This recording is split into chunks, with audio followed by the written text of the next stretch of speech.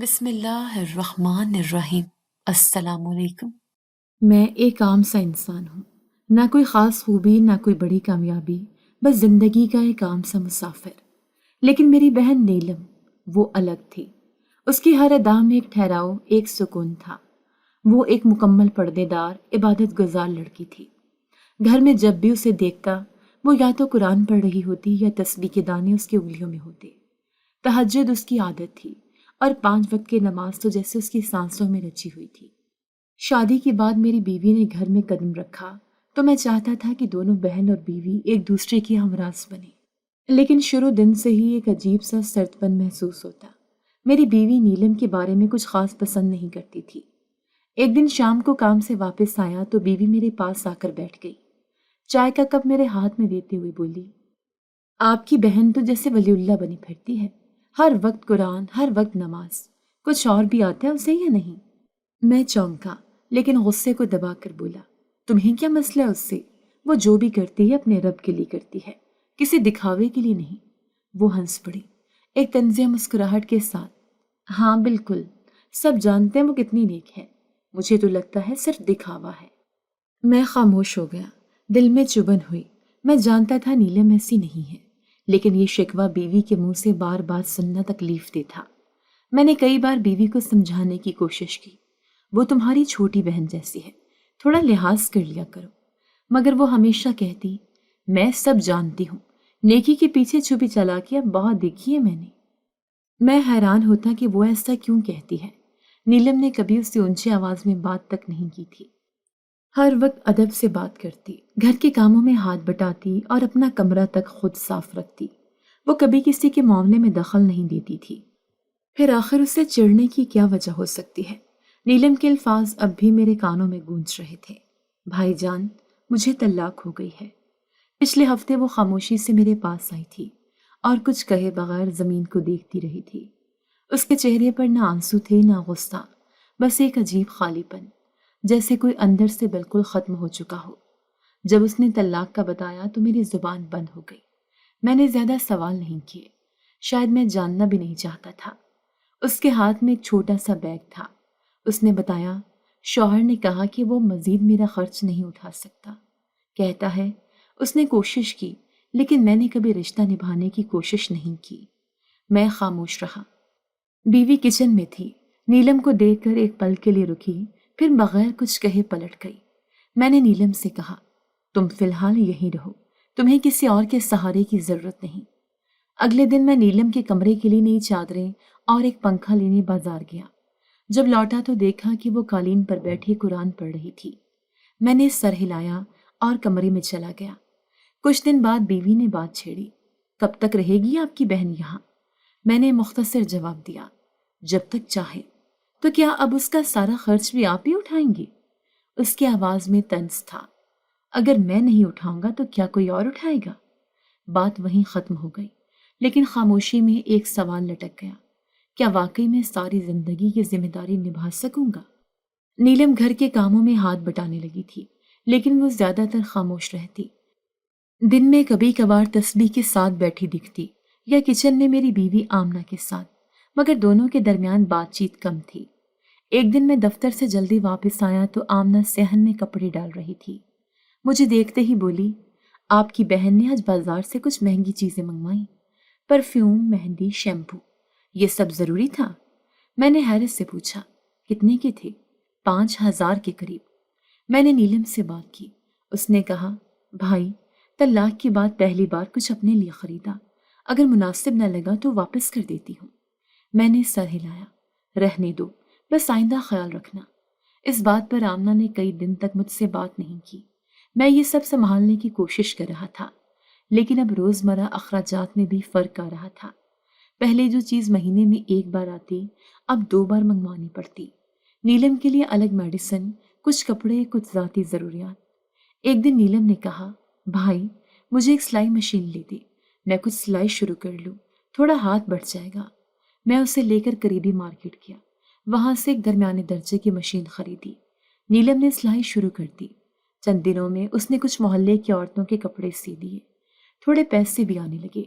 میں خوش تھا کہ وہ خود بھی کچھ کرنا چاہ رہی ہے، لیکن آمنہ کو یہ بھی پسند نہیں آیا کہ اب یہ ہمارے گھر کو سلائی سینٹر بنا دے گی۔ ہر کوئی آتا ہے، باتیں کرتا ہے، رہنے کی جگہ ہے یا بازار؟ میں نے کہا یہ اس کا حق ہے، وہ خود کما رہی ہے، کسی سے مانگ تو نہیں رہی۔ آمنہ نے غصے سے کہا حق؟ کس بات کا حق؟ یہ میرا ہے اور اس گھر کی ذمہ داری تمہاری ہے۔ یہ پہلی بار تھا جب اس نے ایسے لفظوں میں بات کی۔ میں خاموشی سے اٹھ کر کمرے سے باہر آ گیا۔ کچھ دن بعد نیلم کے پرانے شوہر کا فون آیا۔ میں نے فون سنا۔ اس نے کہا میں آپ کو صرف یہ بتانا چاہتا ہوں کہ نیلم میرے ساتھ نہیں چلنا چاہتی تھی۔ میں نے اسے کئی بار سمجھایا مگر وہ واپس آنے کو تیار نہ تھی۔ میں نے کچھ نہیں کہا، بس اتنا بولا اب وہ میری ذمہ داری ہے۔ فون بند ہوا تو دل میں ایک عجیب سی خلش رہ گئی۔ نیلم دن بدن گھر میں جیسے گم ہوتی جا رہی تھی۔ وہ اب کسی سے زیادہ بات نہیں کرتی تھی۔ ایک دن میں نے دیکھا وہ کمرے میں خاموش بیٹھی، ہاتھ میں پرانی ڈائری لیے کچھ پڑھ رہی تھی۔ میں نے پوچھا کیا لکھ رہی ہو؟ اس نے کہا بس پرانی یادیں دیکھ رہی ہوں۔ انسان جتنا چاہے آگے نکل جائے، کچھ زخم ایسے ہوتے ہیں جو ہر صفحے کے ساتھ تازہ ہو جاتے ہیں۔ مجھے لگا جیسے وہ اندر ہی اندر کچھ چھپا رہی ہو، کچھ ایسا جو وہ بتانا نہیں چاہتی۔ میں نے اس کی طرف دیکھ کر کہا یہ گھر تمہارا ہے، جو چاہے وہ کرنا، جو کہنا ہے وہ کہنا، بس خاموش مت رہنا۔ اس نے پہلی بار نظر اٹھا کر میری طرف دیکھا۔ بھائی، کبھی کبھی خاموشی سب سے بہتر جواب ہوتی ہے۔ مجھے ابھی اندازہ نہیں تھا کہ یہ آغاز تھا ایک ایسے سفر کا جو صرف میری بہن کی نہیں بلکہ میری اپنی آزمائش بھی بننے والا تھا۔ گھر کا ماحول اب پہلے جیسا نہیں رہا تھا۔ خاموشی کچھ زیادہ گہری ہو چکی تھی۔ آمنہ کے چہرے پر مستقل ایک بیزاری سی رہنے لگی تھی، اور نیلم وہ جیسے خود کو کسی الگ دائرے میں محدود کر چکی تھی۔ لیکن روز کچھ نہ کچھ ایسا ہو جاتا جو اسد کو اندر سے چبھتا۔ ایک صبح میں دفتر جانے سے پہلے ناشتہ کر رہا تھا کہ آمنہ نے پلیٹ میرے سامنے رکھتے ہوئے کہا آج بھی تمہاری بہن نے سارا کچن اپنے قبضے میں رکھا۔ میں نے چائے بنانے کی کوشش کی تو کہنے لگی آپ آرام کریں، میں بنا دیتی ہوں، جیسے وہی سب کچھ جانتی ہو۔ میں نے پلیٹ ایک طرف رکھتے ہوئے نرمی سے جواب دیا نیلم بس تمہاری مدد کرنا چاہتی ہے، تم دن بھر کام کرتی ہو، وہ چاہتی ہے کہ کچھ بوجھ کم ہو۔ آمنہ نے طنزیہ مسکراہٹ کے ساتھ کہا مدد یا اپنی نیکی کا تاثر گہرا کرنے کی کوشش؟ ہر وقت قرآن، نماز، تسبیح۔ میں نے ناشتہ چھوڑ کر کہا جو نیکی کرے تمہیں اس سے کیا پریشانی ہے؟ کیا تمہیں اس کا عبادت کرنا بھی برا لگتا ہے؟ مسئلہ عبادت سے نہیں، مسئلہ ہے اس کی دو چہروں سے۔ آپ کے سامنے کچھ اور پیٹھ پیچھے کچھ اور۔ آپ تو دن بھر دفتر میں رہتے ہیں، آپ کو کیا معلوم؟ میں نے بحث بڑھنے سے پہلے خاموشی اختیار کی، لیکن یہ جملے میرے دماغ میں دیر تک گونجتے رہے۔ چند دن بعد جب میں دفتر سے واپس آیا تو دیکھا کہ نیلم چھت پر کپڑے سکھا رہی تھی۔ میں جیسے ہی اندر داخل ہوا، آمنہ نے فوراً میرے پیچھے دروازہ بند کیا اور کہا آج تو حد ہو گئی، محلے کی شاہدہ آئی تھی، کہہ رہی تھی کہ نیلم نے اسے کہا کہ بھابھی نمک تیز ڈالتی ہے۔ میں نے حیرت سے پوچھا یہ بات نیلم نے کہی؟ شاہدہ نے خود بتایا تمہاری بہن کے لہجے میں ایسی مٹھاس ہے کہ زہر بھی دے تو لوگ شکر سمجھ کر کھا جائیں۔ تم بس ہر وقت اسے غلط ثابت کرنا چاہتی ہو۔ کیوں؟ آمنہ نے گہری سانس لی۔ کیونکہ میں جانتی ہوں وہ جیسی دکھتی ہے ویسی ہے نہیں۔ ان دنوں نیلم نے سلائی کا کام بڑھا دیا تھا۔ محلے کی چند عورتیں شام کے وقت آ کر کپڑے دیتی، کچھ دیر بیٹھتی اور چلی جاتی۔ آمنہ کو یہ آنا جانا بھی کھٹکتا۔ ایک دن آمنہ نے کہا یہ گھر ہے یا فیشن ہاؤس؟ ہر وقت کوئی نہ کوئی دروازہ کھٹکھٹا رہا ہوتا ہے۔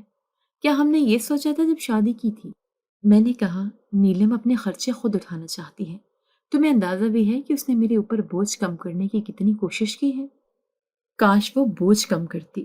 حقیقت میں آپ کی تنخواہ کا آدھا حصہ اس کے خرچ میں جاتا ہے اور باقی باتوں کا بوجھ تو الگ ہے۔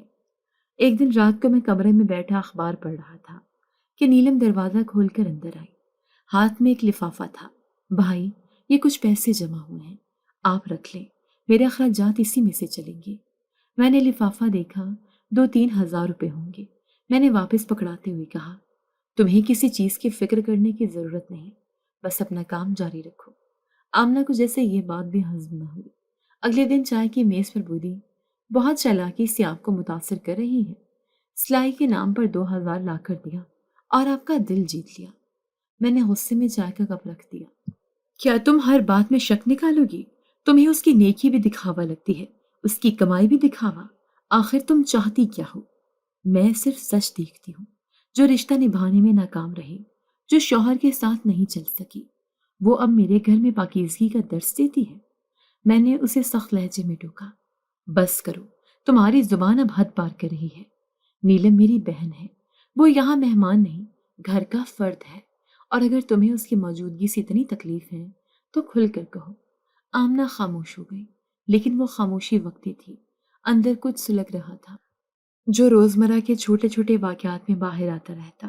ایک شام میں نے نیلم کو کچن میں دیکھا، وہ آمنہ کے لیے کھچڑی بنا رہی تھی کیونکہ آمنہ کا معدہ خراب تھا۔ میں نے حیرت سے پوچھا، یہ کیوں؟ نیلم نے صرف اتنا کہا، بھابھی کو آرام کی ضرورت ہے، آپ دیر سے آئیں گے اس لیے چاہا کہ وہ کچھ نرم کھا لیں۔ میں نے کچھ کہا نہیں، بس باہر آ گیا۔ آمنہ کو کھچڑی دی تو اس نے بغیر کچھ بولے پلیٹ لے لی۔ میں نے دیکھا اس نے چکھا بھی نہیں، سیدھا واپس رکھ دی۔ ایسا لگ رہا تھا جیسے نیکی کا بھی جواب اب خاموش نفرت سے دیا جا رہا ہے۔ ایک رات دیر تک کام کر کے آیا تو آمنہ سو چکی تھی۔ میں کچن سے پانی لینے گیا تو نیلم صحن میں بیٹھی نظر آئی۔ اندھیرے میں اس کی سفید چادر دور سے صاف دکھائی دے رہی تھی۔ اس کے ہاتھ میں تسبیح تھی لیکن چہرے پر کچھ گھبراہٹ سی تھی۔ میں اس کے پاس جا کر بیٹھ گیا۔ نیلم، یہاں کیوں بیٹھی ہو؟ سونا نہیں؟ وہ چونکی، جیسے کسی گہری سوچ سے نکلی ہو۔ بھائی، نیند ہی نہیں آ رہی، دل عجیب سا بے چین ہے۔ میں نے کہا، کیا بات ہے؟ طبیعت خراب ہے؟ وہ بولی، نہیں، بس ایک خواب دیکھا تھا۔ میں نے تسبیح کی آواز کو سنتے ہوئے کہا، کیسا خواب؟ اس نے سر جھکا کر آہستہ آواز میں کہا، اماں خواب میں آئی تھی، انہوں نے مجھے دیکھا، قریب آئی اور کہا، نیلم، میں تمہیں لینے آئی ہوں۔ میں خاموش ہو گیا۔ نیلم کی نظریں زمین میں گڑی تھیں۔ میں نے کہا، خواب تو آتے ہیں، اس کا مطلب موت تھوڑا ہوتا ہے۔ بھائی، وہ بہت صاف بولی، ان کی آنکھوں میں عجیب سی سنجیدگی تھی۔ انہوں نے یہ بھی کہا کہ اب تیاری کرو، وقت قریب ہے۔ میں نے بات کو ہلکا کرنے کی کوشش کی، تو کہ اب خواب میں اماں آئیں تو سمجھے کہ فوراً بلاوا آ گیا۔ چھوڑو، یہ سب وہم ہے۔ نیلم نے میری طرف دیکھا، نہیں بھائی، یہ وہم نہیں، مجھے پتہ نہیں کیوں لگ رہا ہے کہ اماں کا کہنا سچ ہوگا، اس لیے میں آپ سے ایک وعدہ لینا چاہتی ہوں۔ میں نے چونک کر پوچھا، کیا وعدہ؟ اگر مجھے کچھ ہو جائے تو میرا جنازہ آپ خود پڑھانا۔ یہ میری وصیت ہے۔ میں ہنس دیا، کیسی باتیں کر رہی ہو نیلم؟ اللہ نہ کرے، ابھی تمہیں لمبی زندگی پڑی ہے، ابھی تو تمہاری دوبارہ شادی کی بات بھی کرنی ہے۔ وہ سر جھکا کر بولی، اب وہ وقت گزر گیا بھائی، میں نے سب دیکھ لیا، دنیا کے لوگ، رشتے، سب۔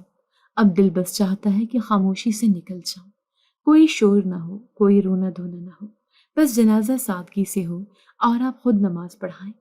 میں نے مذاق میں کہا، یار میں تو اتنا نیک نہیں کہ کسی کا جنازہ پڑھا سکوں، مولوی صاحب کو بلا لیں گے۔ نیلم نے سنجیدگی سے میرا ہاتھ پکڑ لیا، نہیں بھائی، یہ میری آخری خواہش ہوگی، وعدہ کریں آپ۔ میں نے اس کی آنکھوں میں پہلی بار ایک ایسا اصرار دیکھا جو لفظوں سے زیادہ مضبوط تھا۔ میں نے آہستہ سے کہا، ٹھیک ہے، وعدہ کرتا ہوں۔ اس نے ہاتھ چھوڑ دیا اور تسبیح دوبارہ چلانے لگی۔ کچھ دن گزرے، نیلم نے معمول کے مطابق سلائی کا کام جاری رکھا۔ وہ محلے کی 2-3 لڑکیوں کو بھی سکھانے لگی تھی۔ شام کو جب میں واپس آتا تو وہ اکثر ان کے ساتھ بیٹھی ہوتی۔ میں نے پوچھا، یہ سب سیکھنے آتی ہیں؟ جی بھائی، وہ لوگ کہتے ہیں کہ میں اچھے سے سکھاتی ہوں۔ میں نے سوچا، اگر میرے بعد انہیں کچھ آ جائے تو بہتر ہے۔ مجھے اس کی بات کچھ خاص لگی، جیسے وہ واقعی کسی آخری تیاری میں لگی ہو۔ ایک دن جب میں دفتر سے واپس آیا تو آمنہ نے شکایت کی، اب تمہاری بہن نے ہمارا گھر مدرسہ بنا دیا ہے، روز 2-3 لڑکیاں آ جاتی ہیں، کوئی کچھ سیکھنے، کوئی کچھ سننے، یہ سب کب تک چلے گا؟ میں نے کہا، اگر وہ سیکھ رہی ہیں تو اس میں برا کیا ہے، اور نیلم کو بھی اچھا لگتا ہے کہ وہ کسی کے کام آ رہی ہے۔ آمنہ نے ناک چڑھائی، مجھے تو لگتا ہے وہ صرف لوگوں کی نظر میں نیک بننے کا ڈرامہ کر رہی ہے، ہر وقت عبادت، ہر وقت درس، جیسے دنیا کو کچھ دکھانا ہو۔ میں نے غصے کو دبایا، کچھ لوگ ایسے ہوتے ہیں جنہیں نیکی بھی بری لگتی ہے۔ نیلم جو کر رہی ہے اپنے لیے کر رہی ہے، کسی کو خوش کرنے کے لیے نہیں۔ نیلم نے ایک دن شام کو چھت پر نماز کے بعد مجھ سے کہا، بھائی، اگر میری موت کے بعد کوئی جنازہ پڑھانے کو نہ آئے تو پریشان مت ہونا، بس میری وصیت یاد رکھنا، میں نے کہا تمہیں کیسے پتا کہ کوئی نہیں آئے گا؟ مجھے اندازہ ہے، لوگ ظاہر دیکھتے ہیں، دلوں کا حال تو اللہ ہی جانتا ہے۔ اگر میرے اعمال میں کوئی کمی رہ گئی ہو تو بس دعا کیجیے گا اللہ معاف کر دے۔ اس دن پہلی بار میں نیلم کی باتوں پر غور کرنے لگا، اس کا رویہ، اس کے جملے، اس کی تیاریاں، جیسے وہ واقعی کسی آخری سفر کی تیاری کر رہی ہو۔ میں نے وعدہ کر تو دیا تھا، لیکن دل میں ہنوز یہ یقین تھا کہ یہ سب نیلم کی اداسی کا اثر ہے۔ زندگی ایسے نہیں ہوتی، خواب سچ نہیں ہوتے اور وقت کا پتہ چلتا ہے، لیکن شاید میں غلط تھا۔ نیلم کی باتیں ذہن میں تھیں، لیکن میں نے انہیں محض ذہنی دباؤ سمجھا۔ مگر چند دن بعد اس کی طبیعت اچانک بگڑنے لگی۔ پہلے معمولی کمزوری، پھر چکر اور پھر بار بار بخار نے اسے نڈھال کر دیا۔ ایک شام دفتر سے واپس آیا تو آمنہ دروازے پر کھڑی تھی، چہرے پر سنجیدگی تھی۔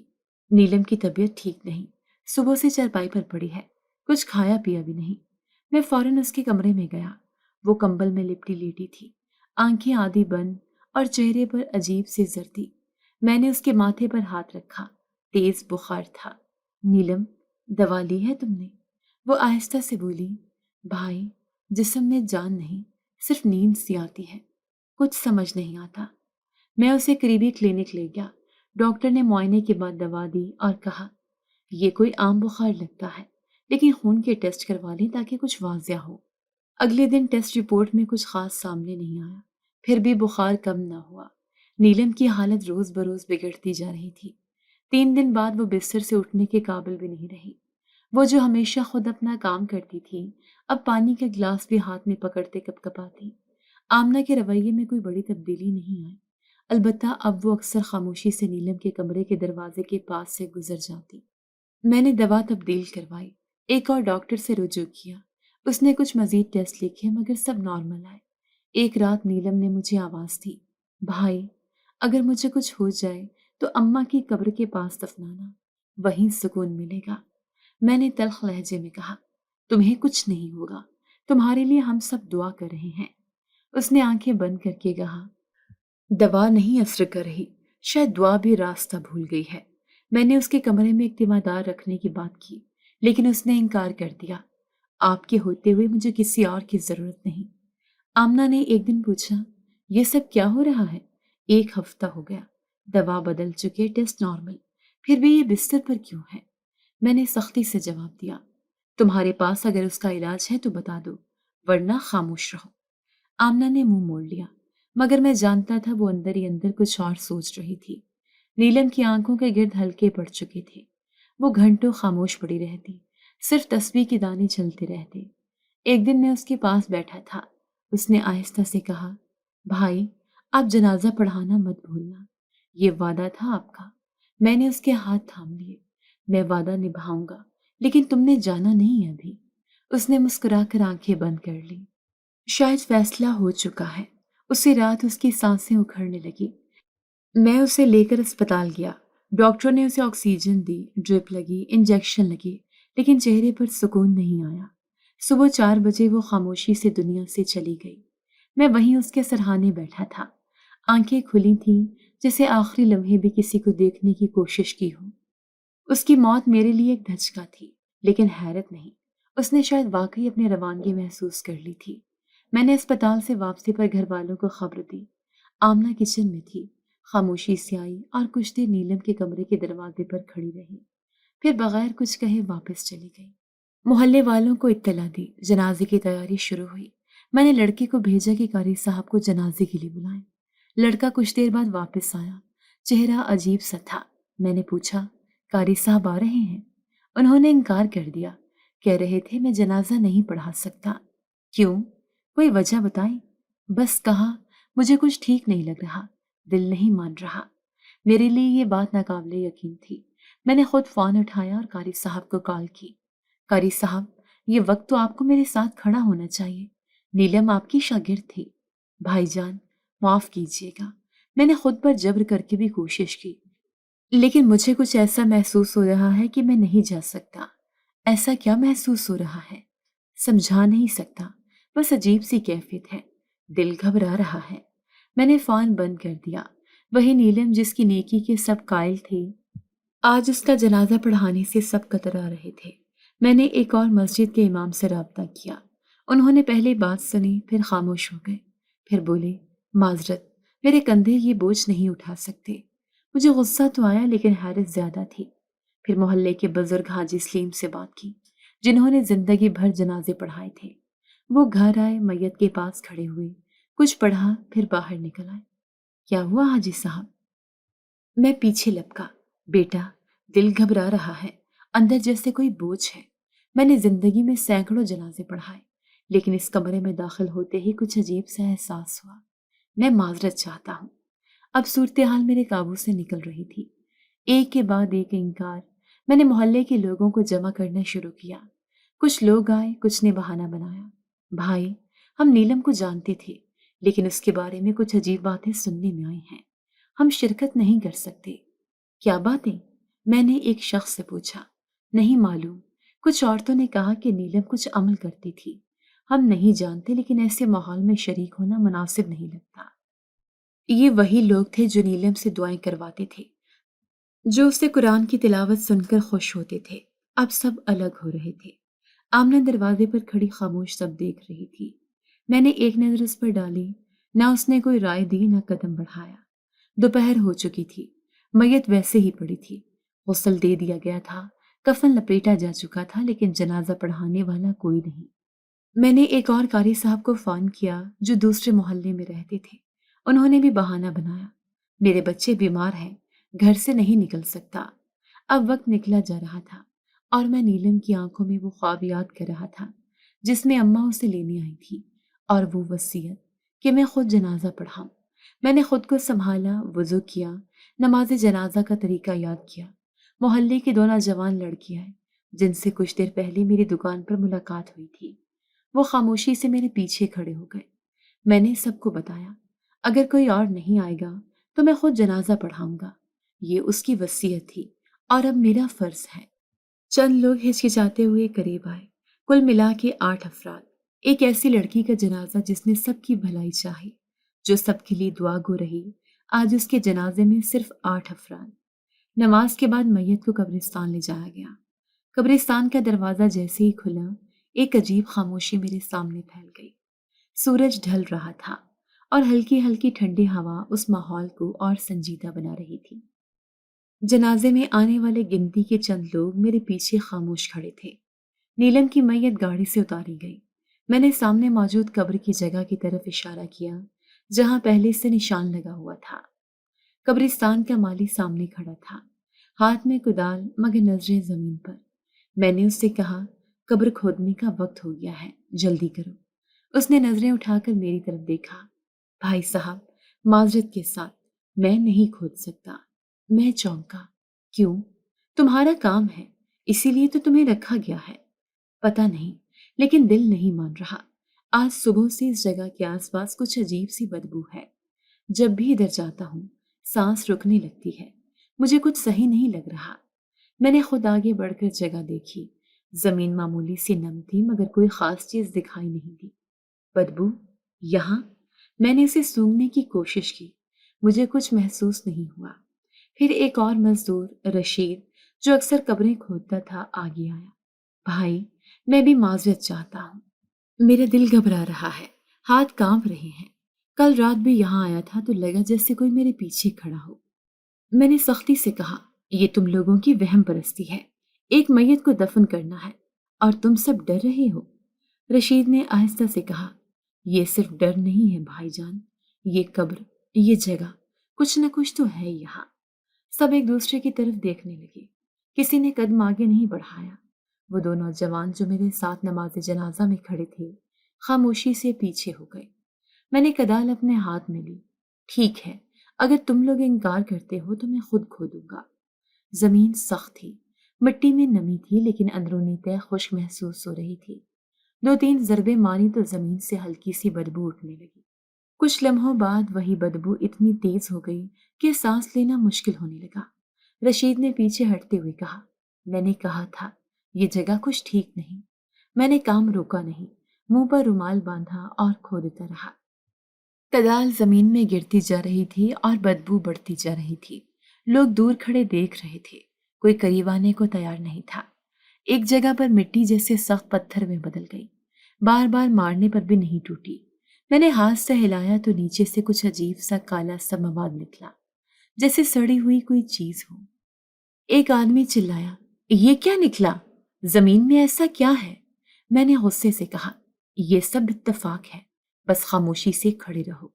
آخر کار میں نے قبر کھودی، نیلم کی میت کو لایا گیا، لیکن کوئی اسے اتارنے کو تیار نہیں تھا۔ جو دو نوجوان پہلے ساتھ تھے اب خاموش پیچھے کھڑے تھے۔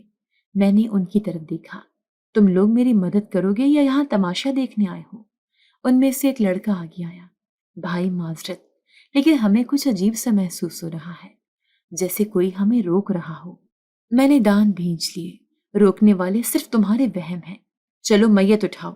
میں نے خود نیلم کے کفن کو سنبھالا، گاڑی سے اتارا، اکیلا کندھا دیا، زمین پر لایا۔ ایک لڑکا آخر کار آگے آیا، تھوڑی ہچکچاہٹ کے ساتھ اس نے میری مدد کی۔ ہم دونوں نے نیلم کو قبر میں اتارا۔ جیسے ہی نیچے رکھا، قبر سے ایک تیز گندی بدبو اٹھی۔ مجھے سانس لینا مشکل ہونے لگا۔ لڑکا پیچھے ہٹ گیا، ہاتھ منہ پر رکھ لیا۔ میں نے نیلم کو سیدھا کیا، دعا پڑھی، مٹی ڈالنی شروع کی۔ ہاتھ کانپ رہے تھے لیکن میں رک نہیں سکتا تھا۔ ہر تھپ تھپاتی مٹی کے ساتھ دل میں ایک عجیب سا سوال گونج رہا تھا، آخر یہ سب کیوں ہو رہا ہے؟ جب قبر مکمل ہوئی تو میں نے واپس دیکھا، سب لوگ جا چکے تھے، کوئی دعا کے لیے نہیں رکا، کوئی فاتحہ پڑھنے کے لیے نہیں آیا۔ میں قبر پر بیٹھا زمین کو دیکھا، پھر آسمان کو۔ آسمان صاف تھا لیکن میرے دل پر جیسے گرد جم گئی ہو۔ میں کچھ دیر وہاں بیٹھا رہا۔ سورج غروب ہونے کو تھا، شام کے سائے قبرستان پر چھا چکے تھے، لوگ کب کے جا چکے تھے، صرف میں، نیلم کی قبر اور وہ بدبو رہ گئی تھی۔ مٹی اب بھی نمی سے بھری لگ رہی تھی اور فضا میں عجیب سی سرانٹ تھی جو اب تک باقی تھی۔ میں نے رومال ناک پر رکھ کر ایک بار پھر قبر کی طرف دیکھا۔ کچھ قدم پیچھے ہٹا ہی تھا کہ اچانک قبر کی کچی مٹی میں ہلکی سی جنبش ہوئی۔ میں رک گیا، جیسے زمین خود سانس لے رہی ہو۔ پھر ایک سیاہ لمبا سا سانپ قبر کے کونے سے نکلتا دکھائی دیا۔ میری آنکھیں چندھیا گئی۔ وہ سانپ دھیرے دھیرے بل کھاتا ہوا باہر نکلا اور قبر کے گرد چکر کاٹنے لگا۔ میں چند قدم پیچھے ہٹا۔ سانپ نے مجھے کوئی نقصان نہیں پہنچایا، بس قبر کے آس پاس بل کھاتا رہا، پھر اچانک ایک طرف جھاڑیوں میں غائب ہو گیا۔ میرے دل کی دھڑکن تیز ہو گئی تھی۔ میں کئی جنازوں میں گیا ہوں، کئی دفن میں شریک ہوا ہوں، لیکن ایسا منظر پہلے کبھی نہیں دیکھا۔ میں جانتا تھا سانپ کسی بھی جگہ آ سکتے ہیں، لیکن اس وقت، اس لمحے، وہ قبر کے گرد ایسا چکر لگانا، یہ محض اتفاق نہیں لگ رہا تھا۔ میں نے پھر سے قبر کی مٹی پر نظریں جمائیں۔ بدبو اب بھی باقی تھی، اتنی تیز کہ سانس لینا مشکل ہو رہا تھا۔ میں نے اپنے دل میں سوال کیا، کیا یہ وہی نیلم ہے جو تہجد پڑھتی تھی، جو روزہ نہیں چھوڑتی تھی؟ قبر میں مٹی ڈالنے کے بعد جو کالا مواد نکلا تھا، اس کی بو بھی اسی بدبو سے ملتی جلتی تھی۔ زمین جیسے کوئی اور راز چھپائے بیٹھی تھی۔ میں خاموشی سے واپس گھر لوٹا۔ آمنہ دروازے پر کھڑی تھی، میری شکل دیکھتے ہی بولی، اتنی دیر کہاں لگا دی؟ سب خیریت تھی؟ میں نے مختصر کہا، ہاں، دفن کر دیا۔ کون کون آیا تھا؟ بس 2-3 لوگ، باقی سب نے معذرت کر لی تھی۔ آمنہ خاموش ہو گئی، لیکن اس کے چہرے پر حیرانی نہیں تھی، جیسے وہ سب کچھ پہلے سے جانتی ہو۔ میں سیدھا کمرے میں گیا، ہاتھ منہ دھوئے اور کرسی پر بیٹھ گیا۔ ذہن بار بار اس منظر کی طرف لوٹتا رہا، قبر کی بدبو، وہ کالا مواد اور سانپ۔ کچھ دیر بعد آمنہ چائے لے کر آئی، میز پر رکھتے ہوئے بولی، کچھ عجیب ہوا تھا وہاں؟ میں نے نظریں اس پر جمائیں۔ تم یہ سوال کیوں پوچھ رہی ہو؟ بس ویسے ہی، تمہاری حالت سے لگ رہا جیسے کچھ غیر معمولی دیکھا ہو، میں نے بغیر جھجک کے کہا۔ قبر سے عجیب بدبو آ رہی تھی، دفن کے دوران سانپ نکلا۔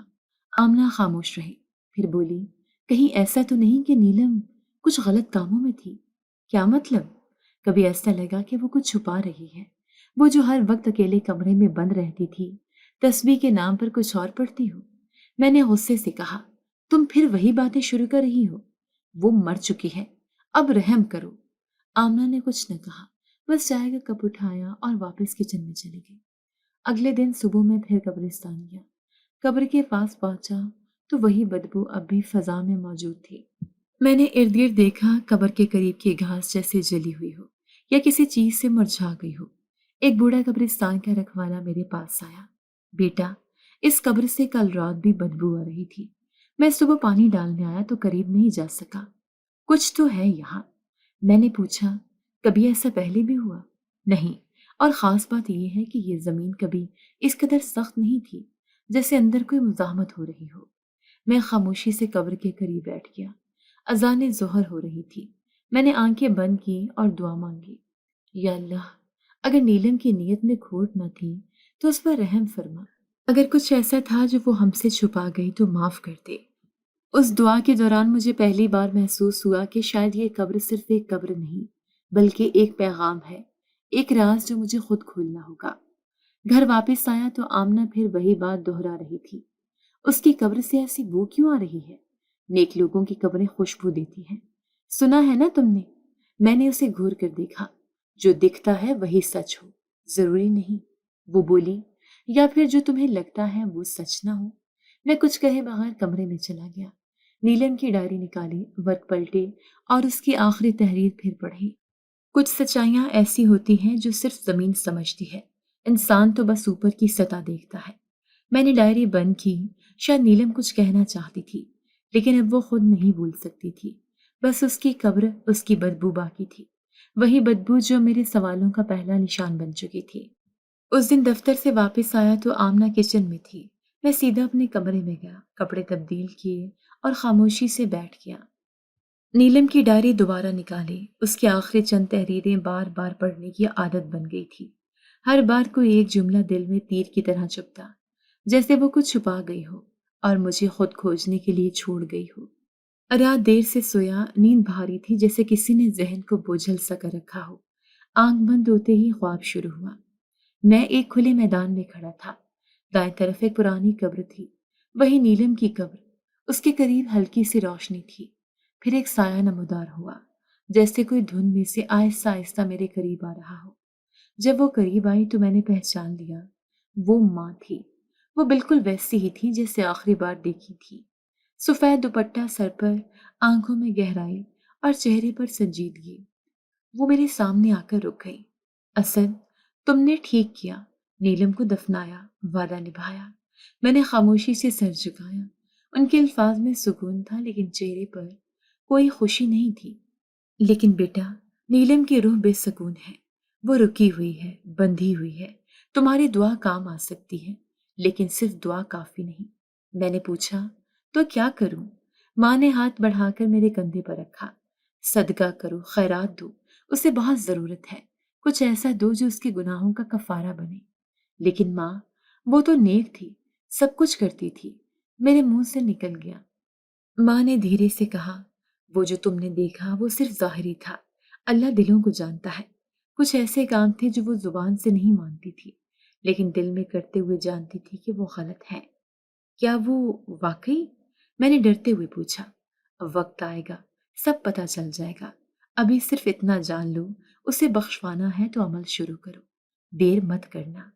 یہ کہہ کر وہ پیچھے ہٹنے لگی اور فضا پھر سے دھند سے بھر گئی۔ میں ہڑبڑا کر اٹھ بیٹھا، پسینے میں شرابور تھا، سانس تیز اور آنکھیں نم۔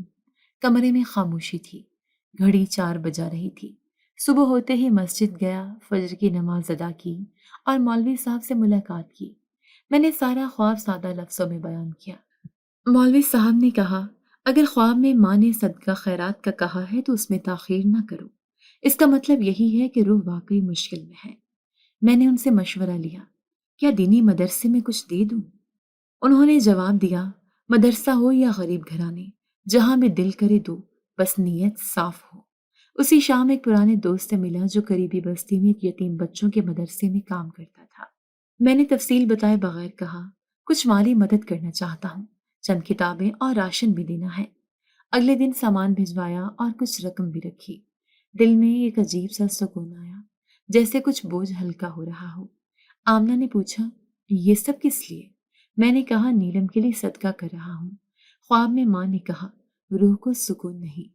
وہ پہلے تو کچھ نہ بولی، پھر آہستہ سے بولی، اگر واقعی کچھ غلط تھا تو شاید تمہیں بھی سچ جان لینا چاہیے۔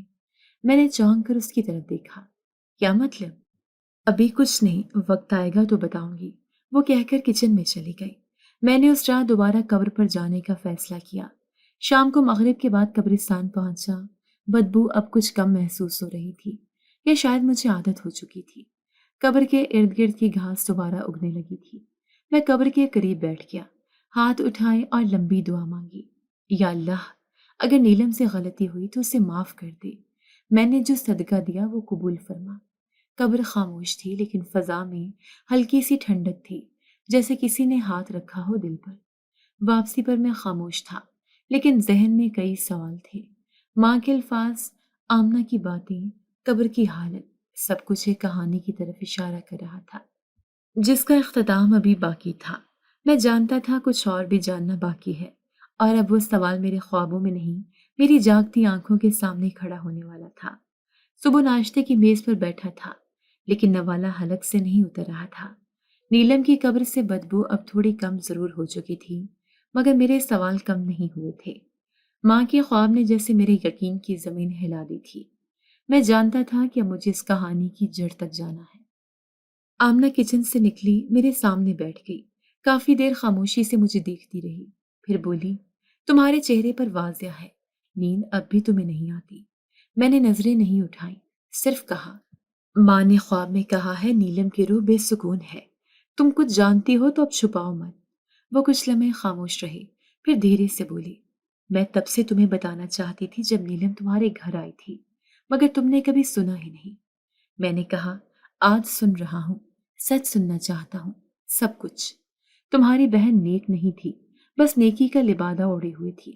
وہ جو تمہیں قرآن پڑھتی تسبیح کرتی نظر آتی تھی، وہ سب دکھاوا تھا۔ میں نے چونک کر دیکھا۔ ثبوت ہے تمہارے پاس؟ نیلم کی نند کی شادی یاد ہے، جو تمہارے بہنوئی کی بہن تھی؟ نیلم نے ہی ان کے درمیان فتنہ ڈالا، اس کے شوہر سے ایسی باتیں کی کہ نند کو طلاق ہو گئی، اور جب وہ طلاق ہو گئی تو نیلم نے سارا الزام اس پر ڈال دیا۔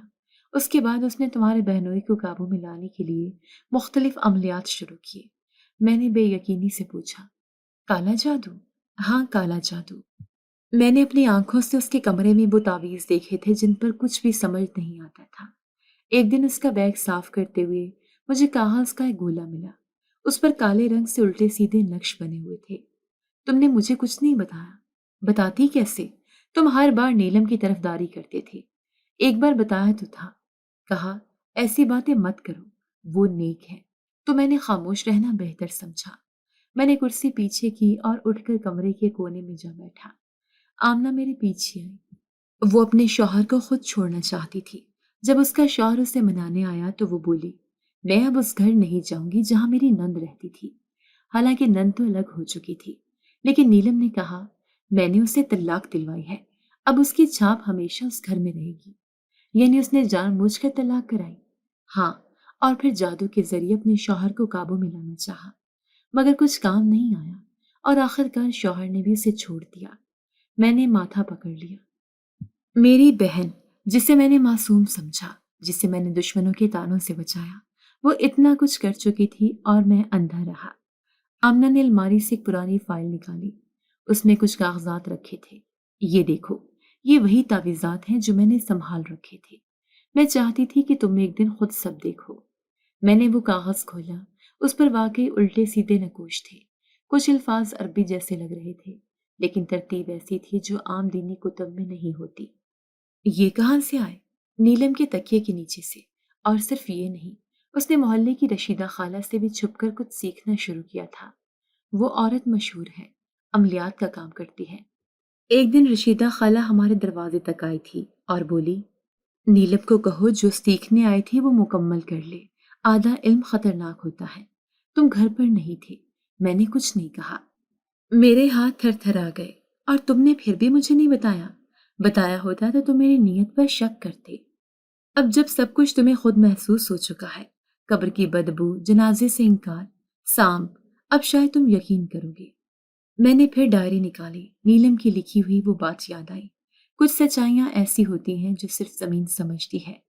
کیا وہ اعتراف تھا یا پیش کی معافی؟ میں نے آمنہ سے پوچھا، تمہیں کیسے یقین ہے کہ وہ واقعی یہ سب کرتی تھی؟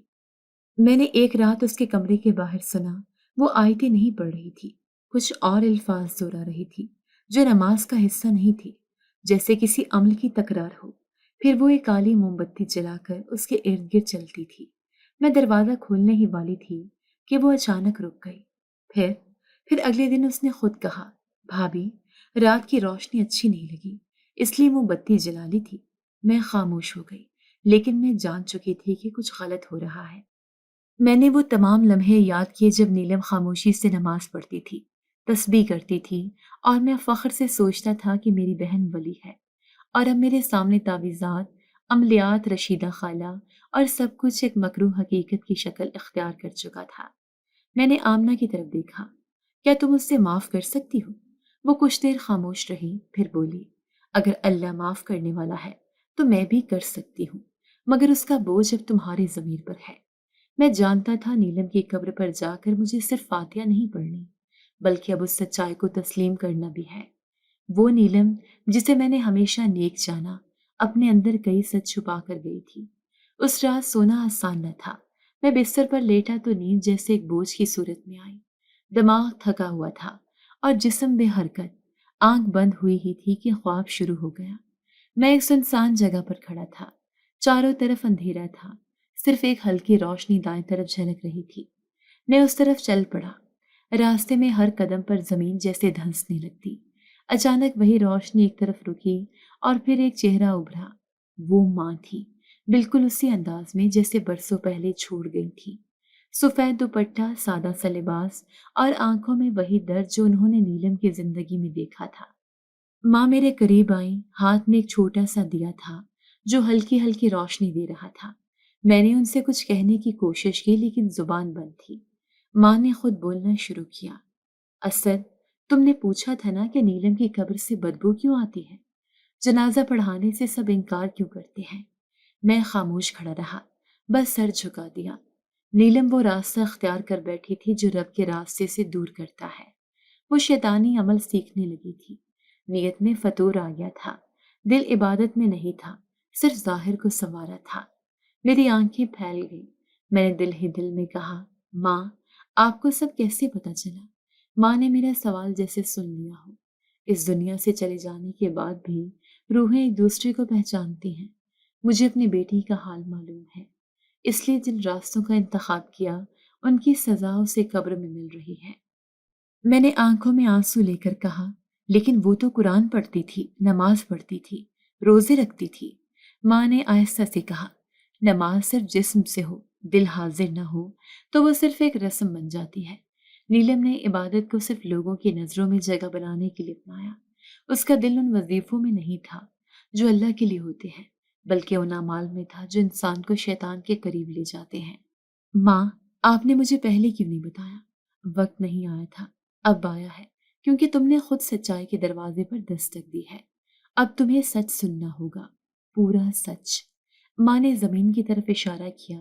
وہاں ایک قبر تھی، وہی نیلم کی قبر، لیکن اب اس کے اوپر سیاہ دھواں سا اٹھ رہا تھا، جیسے کچھ اندر جل رہا ہو۔ اس کے اعمال، اس کی نیت، اس کے سیکھے ہوئے الفاظ، سب اس کے گرد زنجیر بن چکے ہیں۔ جب تم نے سانپ کو قبر کے گرد بل کھاتے دیکھا تھا، وہ محض اتفاق نہیں تھا، وہ ایک اشارہ تھا کہ اس کے اعمال اب اس کے ساتھ بن چکے ہیں۔ تو کیا اس کے لیے کچھ نہیں ہو سکتا؟ میں نے خواب میں سوال کیا۔ ہو سکتا ہے، لیکن تمہیں اپنی آنکھیں بند کر کے نہیں، کھول کر دعا کرنی ہوگی۔ صدقہ دو، معافی مانگو اور دوسروں سے بھی معافی دلاؤ۔ اس کے کیے گئے گناہوں کی تلافی اب تمہیں کرنی ہوگی، کیونکہ وہ خود اب کچھ نہیں کر سکتی۔ میں نے پوچھا، کیا وہ واقعی اتنی دور جا چکی ہے؟ ماں نے دکھ سے سر ہلا دیا۔ اس نے کچھ ایسے دروازے کھولے جو بند ہی رہنے چاہیے تھے، اپنے شوہر سے بغاوت، دوسروں کے گھروں میں فساد اور عملیات سے لوگوں پر اثر ڈالنے کی کوشش۔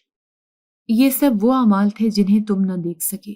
میں نے رو کر کہا، ماں، میں نے اسے نیک سمجھا، اس کے حق میں لڑا۔ تم نے جو دیکھا وہ دکھایا گیا تھا، اصل حقیقت تو تم سے بھی چھپی رہی، لیکن اب تمہیں اس کا بوجھ سنبھالنا ہے، یہ تمہاری آزمائش ہے۔ ماں نے آخری بار میری طرف دیکھا۔ تم نے قبر بنائی، جنازہ پڑھایا، اب اس کی روح کو سکون دینا باقی ہے، یہ تمہارا فرض ہے۔ یہ کہہ کر وہ آہستہ آہستہ روشنی کے ساتھ غائب ہو گئی۔ میں ہڑبڑا کر اٹھا، کمرہ اندھیرے میں ڈوبا تھا، صرف کھڑکی سے آنے والی روشنی سے اندازہ ہو رہا تھا کہ صبح ہونے کو ہے۔ پسینہ ماتھے سے بہہ رہا تھا اور دل تیزی سے دھڑک رہا تھا۔ میں نے وضو کیا اور سجدے میں گر گیا۔ آنکھوں سے آنسو بہتے رہے، دل سے ایک ہی دعا نکل رہی تھی، یا اللہ، اگر نیلم نے کچھ غلط کیا تو مجھے وسیلہ بنا کر اس کے گناہوں کی معافی عطا فرما۔ اب سب کچھ واضح ہو چکا تھا۔ نیلم کو قبر کا عذاب اس کے پوشیدہ گناہوں کی سزا تھی، اور مجھے اسد کو اب وہ سب کرنا تھا جو اس کے لیے حقیقی کفارہ بن سکے۔ میں جانتا تھا اگلا قدم محض دعا یا صدقے سے آگے ہوگا۔ اب مجھے وہ لوگوں سے معاف کروانا تھا جن سے اس نے زیادتی کی تھی، تاکہ اس کی روح کو سکون ملے اور مجھے ضمیر کا بوجھ کم کرنے کا موقع مل سکے۔ صبح ہوتے ہی میں مدرسے گیا۔ مدرسے کے مولوی صاحب سے ملا۔ میں نے ان سے کہا، مجھے کچھ یتیم بچوں کے کھانے، کتابوں اور کپڑوں کا بندوبست کرنا ہے۔ یہ سب میری بہن کے نام پر ہوگا۔ مولوی صاحب نے پوچھا، آپ کی بہن کا انتقال ہو گیا ہے؟ جی، مگر اس کی روح بے چین ہے۔ میں چاہتا ہوں کہ اس کے لیے ہر وہ عمل کروں جو اس کے گناہوں کا کفارہ بن سکے۔ مولوی صاحب نے سر ہلایا۔ نیت صاف ہو تو راستہ سیدھا ہو جاتا ہے۔ اللہ بہتر جانتا ہے، مگر بندے کی کوشش بھی اہم ہے۔ میں نے 2 دینی اداروں میں باقاعدہ امداد شروع کی۔ ہر مہینے مقرر رقم بھیجنے کا بندوبست کیا۔ اس کے علاوہ میں نے محلے میں موجود 2 بیواؤں کے گھروں میں راشن بھی بھجوانا شروع کر دیا۔ جب محلے کی ایک معذور نوجوان کے والد کے انتقال کی خبر ملی تو میں اس کے علاج اور کرائے کا بندوبست بھی کرنے لگا۔ جو کبھی میرے بس میں تھا میں نے نیت سے کیا، کسی کو کچھ بتایا نہیں، نہ نام لکھوایا نہ پہچان کروائی۔ اگلا مرحلہ سب سے مشکل تھا، نیلم کے شوہر سے معافی مانگنا۔ میں نے اس کا نمبر ڈھونڈا، کئی دن ہچکچاہٹ کے بعد فون کیا۔ السلام علیکم، میں اسد بول رہا ہوں، نیلم کا بھائی۔ کچھ لمحے کی خاموشی کے بعد آواز آئی، جی سن رہا ہوں، میں آپ سے معافی مانگنے آیا ہوں۔ نیلم نے جو کچھ بھی آپ کے ساتھ کیا اس پر دل سے افسوس ہے۔ میں چاہتا ہوں کہ آپ دل سے اسے معاف کر دیں۔ وہ خاموش رہا، پھر بولا، آپ کو اب خیال آیا؟ ہاں، کیونکہ اب مجھے سب کچھ معلوم ہو چکا ہے، وہ عمل، وہ جھوٹ، سب کچھ۔ اس کی قبر کا حال بھی دیکھ چکا ہوں۔ اس کی ماں کو خواب میں دیکھا ہے جو کہہ گئی ہیں کہ روح بے سکون ہے۔ اس نے گہری سانس لی۔ میں نے بہت کوشش کی تھی اسے سمجھانے کی، بچانے کی، مگر اس نے مجھے ہی دشمن بنا لیا۔ میں جانتا ہوں، اسی لیے وہ آپ سے صرف اتنی درخواست ہے کہ اسے دل سے معاف کر دے، تاکہ شاید اس کی روح کو کچھ سکون ملے۔ کچھ دیر بعد اس نے کہا، میں اسے معاف کرتا ہوں، لیکن صرف اس لیے نہیں کہ وہ آپ کی بہن تھی، بلکہ اس لیے کہ میں خود آگے بڑھ چکا ہوں، اور معاف نہ کرنے سے خود ہی جلتا رہتا انسان۔ میں نے شکریہ ادا کیا اور فون بند کر دیا، جیسے ایک بڑی رکاوٹ ہٹ گئی ہو۔ گھر آ کر آمنہ کے پاس بیٹھا۔ تمہیں ایک اور بات کرنی ہے۔ کیا؟ نیلم تمہاری بدترین مخالف رہی، تمہاری باتیں نہیں مانی، تم پر ظلم کیا۔ میں نے دیر سے سنا، دیر سے مانا، لیکن اگر تم اسے دل سے معاف کر سکو تو شاید اس کے لیے کچھ آسان ہو جائے۔ آمنہ نے خاموشی سے میری طرف دیکھا، پھر بولی، میں اسے کبھی نہیں بھول سکوں گی، مگر اگر اللہ معاف کرتا ہے تو میں بھی کر سکتی ہوں۔ میں نے سر ہلایا، بس یہی کافی ہے۔ اگلے دن شام کو قبرستان گیا۔ مغرب کے بعد کا وقت تھا اور آسمان پر ہلکے بادل تھے۔ قبر کے قریب گیا تو محسوس ہوا کہ ہوا میں وہ بدبو نہیں ہے جو پہلے تھی۔ وہ سراڑ، وہ عجیب دباؤ، سب غائب تھا۔ قبر کے آس پاس کی گھاس بھی اب ہری نظر آ رہی تھی، مٹی بھی نرم ہو چکی تھی۔ میں قبر کے قریب بیٹھا، ہاتھ اٹھائے اور آہستہ سے دعا مانگنے لگا، یا اللہ، نیلم نے جو بھی کیا اسے معاف کر دے۔ اس کے دل کی نیت تو نے دیکھی ہوگی، اس کے اعمال کی حقیقت تو بہتر جانتا ہے۔ میں نے ہر ممکن کوشش کی ہے، قبول فرما لے۔ اس بار دعا کے دوران آنکھوں میں آنسو نہیں آئے، دل میں ایک عجیب سا سکون تھا، جیسے کوئی بوجھ تھا جو اتر چکا ہو۔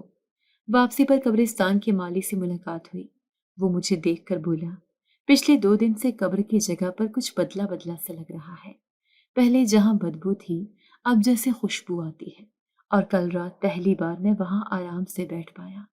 میں نے ہلکے لہجے میں کہا، شاید کچھ معاف ہو گیا ہو۔ گھر پہنچا تو آمنہ نے پوچھا، قبر پر کچھ خاص بدبو تھی؟ نہیں، بدبو ختم ہو گئی ہے، شاید اب اس کی روح کو کچھ سکون مل گیا ہے۔ آمنہ نے مختصر سے کہا، اللہ سب کو ہدایت دے۔ اس رات نیند پرسکون تھی۔ پہلی بار کئی ہفتوں کے بعد میں گہری نیند سویا، نہ کوئی خواب، نہ کوئی سایہ، نہ ماں کی آواز، صرف خاموشی، اور اس خاموشی میں ایک عجیب سا یقین تھا۔ شاید نیلم کو آخرکار معافی مل گئی تھی، لیکن نیکی صرف ظاہری عبادت سے نہیں، دل کی نیت اور عمل کی سچائی سے پہچانی جاتی ہے۔ جو دوسروں کے لیے گڑھا کھودتا ہے وہ خود کبھی سکون کی نیند نہیں سوتا۔ جی تو دوستو، کیسی لگی آپ کو ہماری آج کی کہانی؟ اپنی رائے کا اظہار ہمارے کمنٹس باکس میں ضرور کیجیے گا، اور اگر آپ کو ہماری ویڈیو پسند آئی ہے تو کر لیجیے ہمارے چینل کو سبسکرائب، ویڈیو کو لائک اور بیل آئیکن لازمی پریس کر لیجیے تاکہ ہر نئی آنے والی ویڈیو کا نوٹیفیکیشن آپ کو بر وقت موصول ہو سکے۔ ملتے ہیں ایسی ہی ایک سبق آموز کہانی کے ساتھ، تب تک کے لیے اللہ نگہبان۔